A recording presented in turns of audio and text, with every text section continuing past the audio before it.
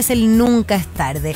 Y nunca es tarde para aprender un poco más de qué le pasa a la gente que más nos importa, en este caso nuestros hijos, hermanos, alumnos, los jóvenes, niños y adolescentes. Damos la bienvenida a don Marcelo Sánchez, gerente general de la Fundación San Carlos de Maipo, que se especializa en la prevención de desarrollo de conductas problemáticas en niños y adolescentes. Bienvenido, Marcelo, a Radio Romántica. Muchas gracias, Teresa. Muchas graras, Sebastián. Bueno, la primera pregunta que tenemos que hacerte, o por lo menos la primera que me salta a mí, digamos, es que ¿cuáles son primero, después te voy a preguntarte de la fundación, porque ya vino una sí, persona que vino a hablar con nosotros. Javier, exactamente.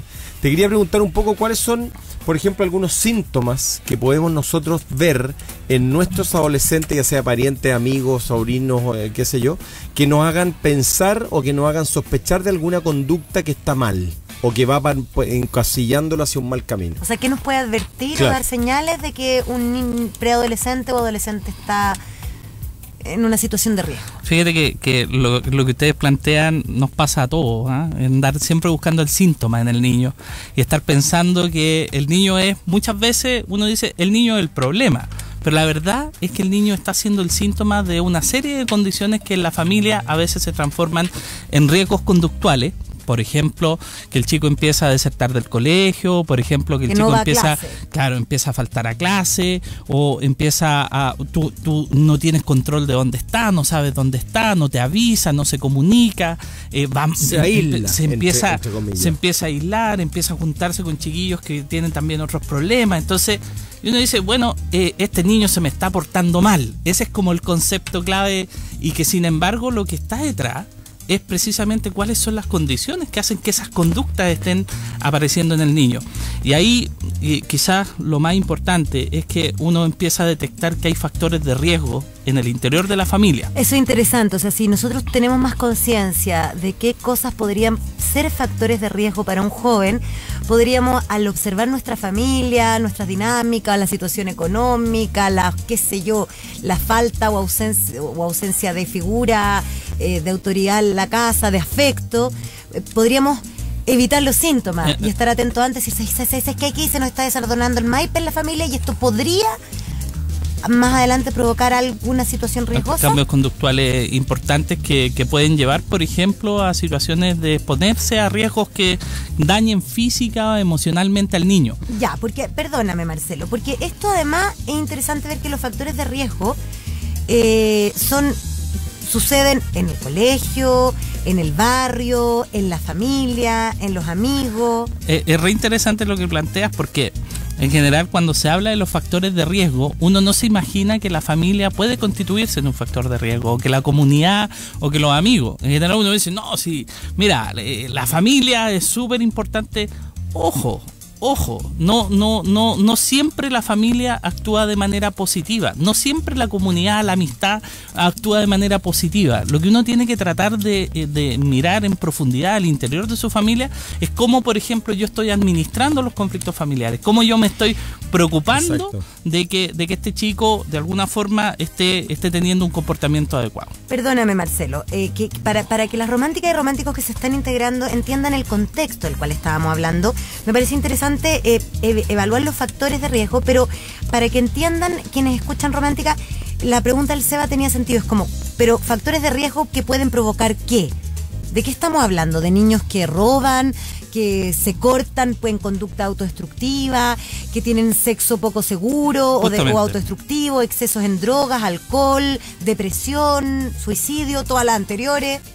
Todas las conductas problemáticas tienen a la base factores de riesgo que no se han trabajado, que no se han reducido adecuadamente con otros factores, que son los que se llaman los factores protectores. Perfecto. Y en definitiva, efectivamente lo que tú dices, el embarazo adolescente, la delincuencia, la violencia intrafamiliar o la violencia entre los pares, entre los chicos, que están, el bullying, etcétera. Una serie de conductas que tanto a sí mismo, que tanto como tú dices, también se agreden a sí mismo, como también pueden agredir a otros. Y lo que es peor, empieza a destruirse el vínculo primero con la familia, después con el colegio y después con la comunidad. Y cuando tú destruyes ese vínculo, te quedáis solo. Y cuando te quedáis solo, no generáis tampoco cambios positivos en tu desarrollo. Y eso es fundamental, porque sobre el vínculo, tú creas estos factores protectores que amortiguan estos factores de riesgo que tanto daño te causan en la conducta. O sea, si partimos a la base, independiente de la situación socioeconómica, por ejemplo, lo más importante es el vínculo, el encuentro con el otro, o sea, confianza, que el niño tenga, me imagino, estructura, alguna persona adulta en quien confiar, que se sienta un referente, amado. Un referente afectivo, un referente emocional, un referente que le dé seguridad, que constituya su marco normativo, el necesario para sentir esa seguridad. ¿Y cómo es ese marco necesario? Porque muchas mujeres y hombres románticos nos están escuchando ahora, y mucha gente en buen chileno se saca la cresta para hacer lo mejor que puede. En la mayoría de los casos los padres quieren lo mejor para su hijo, ¿cierto? Y a veces la gente trabaja más de lo que quisiera, tiene que resolver, qué sé yo, otros parientes enfermos, quizás no puede ponerlo en el colegio que quisiera, no sé. ¿Cómo puede saber un padre o una madre o una abuela o la persona a cargo de estos niños cuál es el marco protegido que este niño necesita? ¿Qué más? Además de tener cama, colegio y comida, ¿qué más necesita? Es muy importante poder establecer, así como lo planteas, que generalmente uno lo hace. O sea, uno piensa, bueno, lo primero que tengo que crear son condiciones de habitabilidad, de seguridad, de educación, etcétera.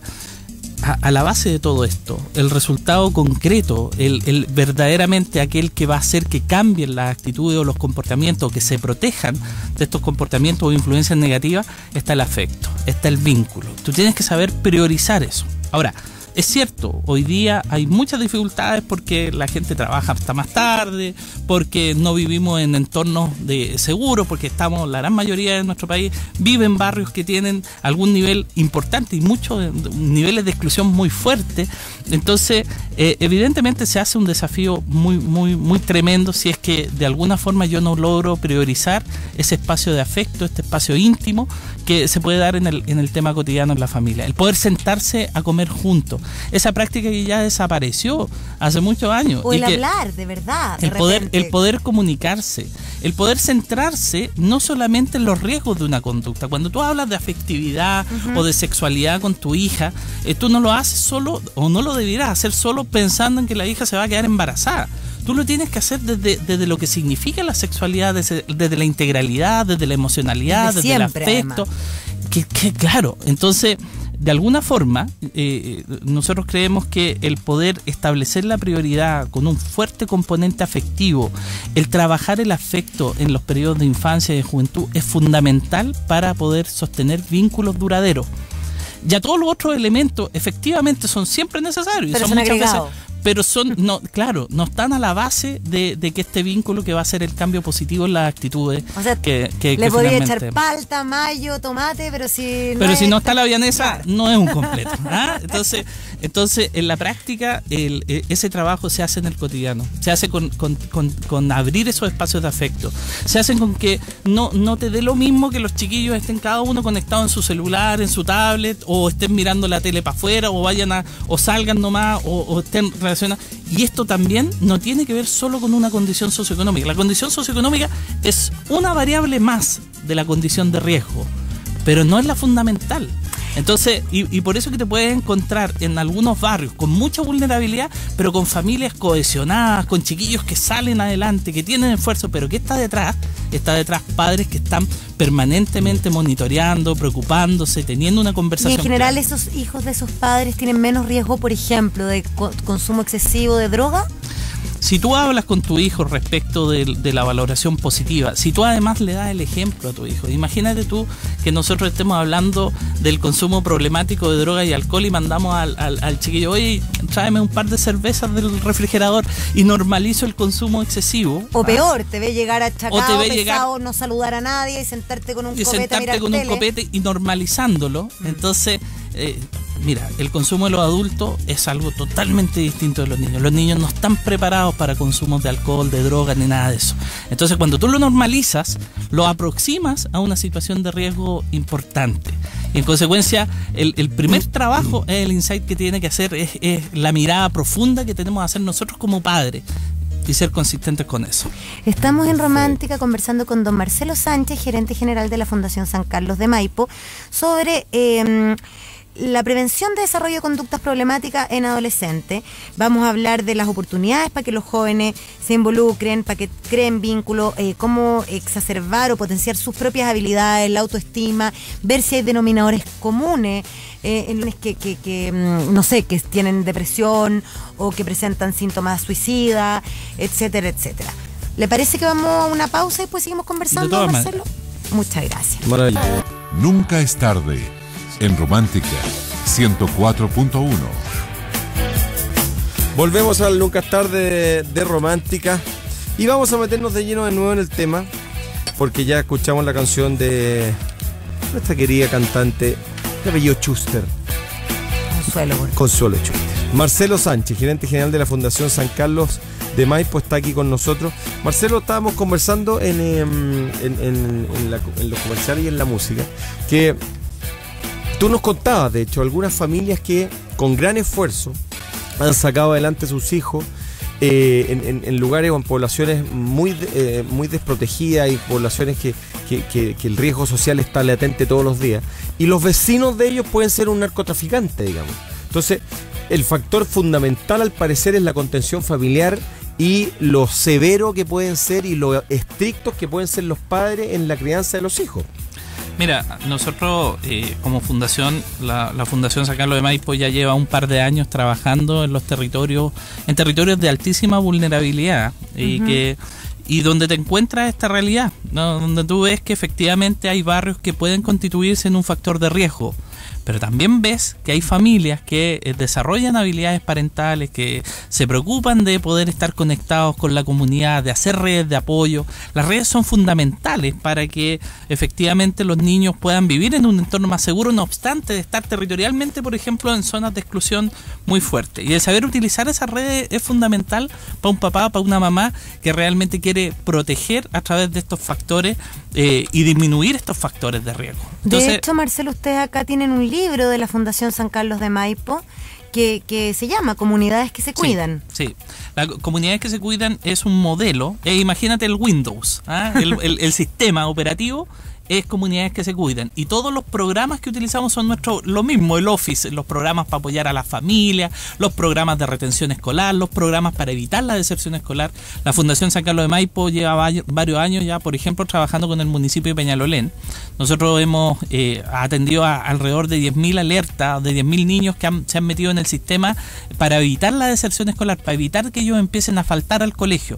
Cuando tú generas tres inasistencias seguidas sin justificación, se gatilla una alarma y los equipos van y conversan con los papás, van viendo esta cuestión. Hemos reducido un 34% la deserción escolar en los colegios de Peñalolén con el trabajo que hacemos con el municipio. Tenemos programas que apuntan a la inclusión educativa, porque es muy distinto cuando tú hablas de decir, mira, ¿sabéis qué?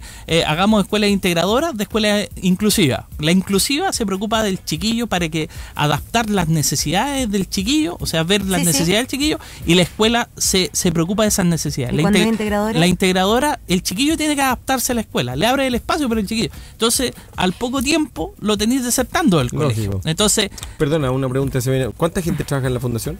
Nosotros somos alrededor de 20 personas fijas, que nuestra raíz o nuestro compromiso es con las comunidades, y a partir del trabajo, este vínculo que tenemos con las comunidades, del diagnóstico que se hace en cada uno de los territorios, contratamos a las distintas instituciones que atienden las problemáticas específicas y especializadas. Era una pregunta porque me saltó cuando dijiste ahí se dispara una alerta y van la gente a trabajar con, por ejemplo, más gente, digamos. Es que sabes que acá una de las dificultades que tenemos muchas veces las fundaciones y la ONG es creer de que somos el Estado y que podemos resolver todas las cosas solos. Y eso no le da sustentabilidad a las intervenciones sociales. Hay que funcionar articulado, hay que funcionar en red. El municipio de Peñalolén dispone de sugerencias, de su equipo, de su trabajo, y nosotros disponemos de las redes y el financiamiento para poder implementar estos programas. Entonces, lo que nosotros hacemos con el Comunidades que se Cuidan es empoderar a las comunidades, es empoderar a los vecinos. Fíjate que cuando empezamos no había ni juntas de vecinos en muchos de esos lugares, y se volvieron a articular, se volvieron a cohesionar bajo un objetivo común, que era hacer que los niños tuvieran un mejor desarrollo futuro. Es bonito esto, dice acá en el libro, el sistema Comunidades que se Cuidan entrega estrategias y herramientas basadas en evidencia que permiten ayudar a su comunidad a trabajar de manera conjunta para promover el desarrollo positivo de niños, niñas y jóvenes, prevenir problemas de conducta como consumo de alcohol, otras drogas, delincuencia, embarazo adolescente, deserción escolar y violencia. El sistema de comunidades que se cuidan está basado en modelos exitosos de salud pública. ¿Esto se ha visto en otras partes que funciona? El modelo tiene ya casi 30 años. Fue desarrollado por la Universidad de Washington, que son precisamente nuestra contraparte técnica. Nosotros trabajamos con la Universidad de Washington en la implementación de este modelo en los tres territorios. ¿Por qué es importante? Porque además somos parte de una comunidad internacional que está midiendo estos resultados. ¿Qué es lo que pasa muchas veces en las políticas públicas en nuestro país? Implementamos programas promocionales que son muy buenos, que tienen muy buenos títulos, pero que no muestran evidencia concreta de resultados. Entonces, de repente, por ejemplo, le pasamos información sobre los tipos de drogas a los chiquillos, miren, estas son las drogas, y los chiquillos andan buscando las drogas. O mandamos un monitor al colegio a hablar, y los chiquillos dicen, pero si esta no la ha probado. Este la hizo, entonces, y al final resulta que tratando de hacer un bien, haces un tremendo daño. Por eso que insistimos tanto en usar programas que estén basados en la evidencia. Pero es bonito también, partiendo de la base que tú decías, que una de las causas más grandes, o si hay un factor de riesgo común para el abuso de sustancias, delincuencia, embarazo adolescente, deserción escolar, es la falta de vínculo y también, claro, la falta de figuras protectoras. Entonces, esto es generar en una comunidad de figuras protectoras. Exactamente. Donde en el fondo el niño de una u otra manera se va a sentir contenido, supervisado. Mira, lo importante del Comunidades que se Cuidan es que nosotros, la Fundación San Carlos de Maipo llega, pero somos acompañadores, no somos los que hacemos las cosas.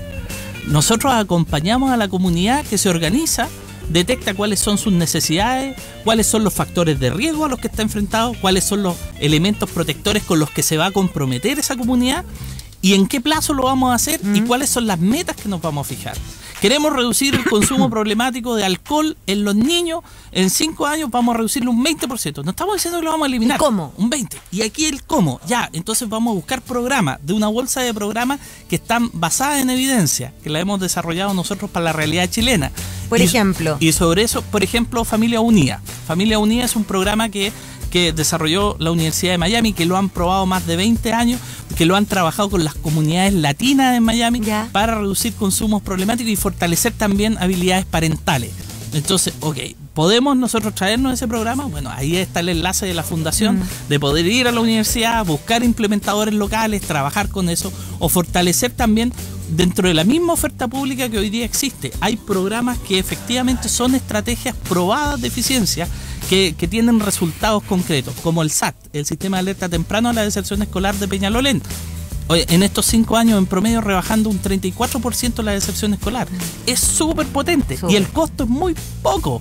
Entonces, de repente, muchas iniciativas se desarrollan, se generan muchos gastos que finalmente no son costo eficientes y que después las comunidades no lo pueden sustentar porque dependen de que le estén permanentemente tirando plata al sistema. Lógico. Esto se centra en generar esas capacidades. Se crea el generar consejo. Un vínculo. Es que lo bonito que estáis haciendo tú al generar comunidad no es solo proteger a los niños, sino que los adultos generan vínculos entre sí y vínculos con otros niños que no son solo sus niños. Y te hace una sensación, una familia extendida. Es un autocontrol al final. No, y es una sensación, pero hay algo más profundo. Más allá del control, tiene que ver con la pertenencia, con el afecto, con la identidad. Eso, te da un sentido de vida. No te sentís solo. ¿Cuántas personas que estamos acá o nos están escuchando se sienten solas de vez en cuando? No solo los jóvenes. Si el adulto se siente desamparado, si el adulto no tiene redes, el adulto también se siente abandonado y tiende a abandonar al que viene después. Entonces, esto es muy... Yo de verdad le pongo énfasis porque es muy bonito lo que los quiero invitar a que vean la página web de la Fundación, al www.fsancarlos.cl. Ahí tenemos un video de testimoniales de los vecinos. Y va en la línea de lo que tú estás planteando, el poder generar ese vínculo. Claro, y la sensación de pertenecer, si el sentido de la vida también se basa en el contacto, en el vínculo con otro. Y cuando tú, por algo, nosotros siempre estamos en un club deportivo, o te gusta un equipo de fútbol, o no, que yo soy de izquierda, no, que yo soy de aquí. No solamente por el historial y los dolores, en el caso de la política es más complejo, pero hasta las religiones, los clubes de hobby, de deporte, porque las personas necesitamos pertenecer. Entonces el cabro a los 13, 14 necesita más, se viste de una manera y cuando encuentra un grupo potencia eso para pertenecer. Y si tú perteneces más a tu hogar Porque tú puedes igual ponerte los bototos y el pelo de una manera, o el aro, pero si tú perteneces antes a tu familia, que a ese grupo de jóvenes tienen menos riesgo de dejar de ser tú y tener crisis de identidad. Tere, He dicho. Pero es que estás interpretando muy bien lo que es el comunidades que se cuidan. Muchas gracias. Fíjate, no, pero de verdad, porque hay un tema que no es menor. Cuando nosotros entramos en barrios que están tomados por los narcos dan oportunidades. Por supuesto, y dan pues. reconocimiento. Como en las películas. Primero tú eres un sapo. Y ya, Sí, oye, por hiciste supuesto. bien la pega de sapo. Total, nadie lo reconoce. Después tú eres un soldado. Oye, y después ya te metiste en la delincuencia y te metiste y no saliste de la carrera. Porque ahí tienes una identidad. Nosotros, la diferencia, el poder impulsar en comunidades que se cuidan, es poder centrarnos en el cambio positivo y poder decir, mira, ¿sabes qué? Te voy a dar oportunidades y los niños tengan esta posibilidad de participar, pero además te voy a capacitar, te voy a dar habilidades y junto con darte habilidades te voy a reconocer.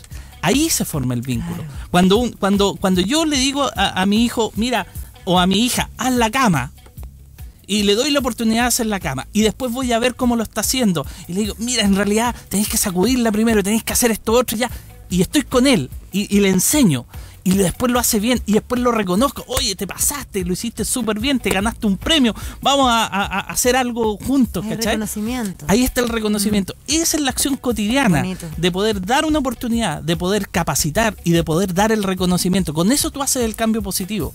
Entonces está a la mano de todos nosotros, está a la mano de cada familia. Todos tenemos por dónde darle oportunidades a nuestros hijos. Todos tenemos la posibilidad de enseñarles. Todos tenemos la posibilidad de reconocerlo y crear todos un nos vínculo. comprometemos a que son todos nuestros, porque somos una comunidad. Hay cosas, mira, ponte tú, que no tienen que ver con solo con la extrema pobreza, porque la extrema pobreza aparece aquí Es un riesgo, como el pero- factor de riesgo principal de todo: abuso de sustancia, delincuencia, embarazo, falta de ir a clase, violencia. Sin embargo, hay cosas que pasan hasta en las mejores familias, gordo. Problemas de manejo en la familia, factor de riesgo para todo eso. Conflicto familiar, factor de riesgo. Actitudes favorables e involucramiento parental en el comportamiento problemático, factor de riesgo. Historial familiar del comportamiento problemático. Por muy pituco que sea el caballero, el mejor colegio que vayáis, si tu papá es violento, si además se cae el litro de manera constante, factor de riesgo. ¿Qué sé yo? Bueno, y Un montón de lo cosas que están aquí, importante excelente. es que en la comunidad, en la Me escuela, apasioné, en la perdón. familia, tenemos los factores protectores. Por eso la Fundación San Carlos de Maipo está trabajando en esos ámbitos. Por eso hemos vuelto al trabajo comunitario. Sí. El trabajo comunitario se había perdido. Lo estamos tratando de rescatar desde el tejido social que quedó. Y desde ese tejido social lo estamos construyendo a partir de restaurar la cohesión. Oye, si lo que yo además rescato de la Muy labor bueno. de ustedes no es solo lo que están haciendo por nuestros futuros adultos, los niños y los adolescentes, sino que para los adultos también es bonito pertenecer. Para los adultos también es bonito sentir que nuestro día a día tiene un sentido, que hacemos parte de una comunidad, que podemos ayudar a otros y que también me siento digna yo. Así es. Tiene que ver con la dignidad, con mi reconocimiento, con mi posibilidad de ser. Así que felicitaciones. Qué bonito que los adultos, al sentir eso, estamos traspasándole a las nuevas generaciones, a los niños, una forma de relacionarnos de manera distinta. Ahí va a dejar de existir el bullying, ahí va a dejar de existir la violencia, ahí va a dejar de existir el no quererse a sí mismo y en el fondo ser responsable respecto de las conductas de riesgo. Mira, acá en el Twitter Pauli dice, antes los papás se preocupaban de ir a dejar o buscar a los hijos. Hoy prefieren pagar un taxi. Yo creo que dejan ser mucho. Yo no creo que dejar ser sea un problema, pero el, entre comillas, abandonar es otro. O sea, Es distinto yo te dar puedo dejar autonomía ser, progresiva. Exacto, la Es autonomía muy está distinto. bien. Tú tienes que a cierta edad ser capaz de tomar Evidente, una micro, tomar evidente. un taxi, pero hay ciertos momentos en que te tengo que acompañar. Incluso en el proceso en que te dejo ser Exactamente. autónomo, independiente, ir a camino a la adultez, tengo que acompañarte en el proceso. No basta solo con dejarte tirado. No, sentirte, si en el fondo... Y perdón, es todo ese desarrollo el que se va generando. perdona Marcelo, solamente una cosa quiero como poner énfasis, como en relación a las románticas y románticos que nos escuchan y son papás o mamás. Esto pasa en todas partes, de distintas maneras. Es cierto, en distintos escenarios. Yo entiendo que en situaciones de extrema pobreza hay que poner más énfasis en ayudar, en dar mejores colegios, en dar las condiciones básicas para que las personas puedan vivir dignamente y después tratar de estos problemas. Pero en los barrios altos pasa esto todo el tiempo. Cabras, niños que se sienten solos, que pertenecen, que están al cuidado de gente que no son sus padres, que están expuestos. Entonces es súper importante tener conciencia de esto. Porque tú puedes decir que la raja, mi mamá me dejaría a todos lados. Sí, pero ¿sabes qué? A mí me dejaban ir a dormir afuera desde cierta edad. Pero hasta que yo me fui de la casa de mis papás, 20 y tantos, grandota, yo si vivía en la casa de mis papás y yo no iba a llegar a dormir, yo tenía que llamar para avisar dónde estaba o dejar un teléfono de contacto. Jamás me dijeron si después de los 21 si era el pololo, pero tenía que, ¿cachai? Están ahí. Es que ahí está el vínculo. ¿Cachai? Están ahí. Ahí está el vínculo, y está la regla, y está el mundo donde tú te mueves, digamos. ¿Cachai? Sí, mira, si lo peor es pensar de que por no poner normas los niños van a ser más felices. La felicidad a la base está en la seguridad, en saber que cuentan con alguien, que tienen ese vínculo de reparador, el vínculo reparador que hace que las cosas difíciles, que incluso las dificultades se puedan enfrentar. Es súper importante que cuando nos caemos, cuando nuestros niños se equivocan, ellos sepan que pueden volver a levantarse y que vamos a estar nosotros para apoyarlos. ¿Quieres dar algún contacto? ¿Se puede aportar dinero a la fundación? ¿Se puede trabajar en la fundación? Mira, la Fundación San Carlos, la Fundación San Carlos de Maipo lo que pretende hacer es ser un aporte a la sociedad. La verdad es que nosotros de alguna forma hemos estado ya durante más de 20 años generando programas e impulsando iniciativas para los gobiernos locales, para los gobiernos nacionales, para que se transformen en definitiva en política pública. Así que yo invitarlos a conocer la fundación, invitarlos a que vean nuestra página web www.fsancarlos.cl y que conozcan más de las comunidades que se cuidan, y por supuesto que en todo lo que signifique el desarrollo positivo de la infancia, el buscar elementos que fortalezcan los factores protectores y disminuyan los factores de riesgo, vamos a estar ahí para colaborar con la comunidad y con quienes se nos acerquen a pedir apoyo técnico y todo lo demás. Muchas gracias, Marcelo, muchas gracias a la Fundación San Carlos de Maipo, un saludo a todos ustedes ahí en sus comunidades, a los canalistas también. Muchas gracias. Ellos han hecho un esfuerzo importante por esto. Y nosotros seguimos en el Nunca es tarde antes de ir a la música, sonriendo con seguridad, porque le damos espacio a personas que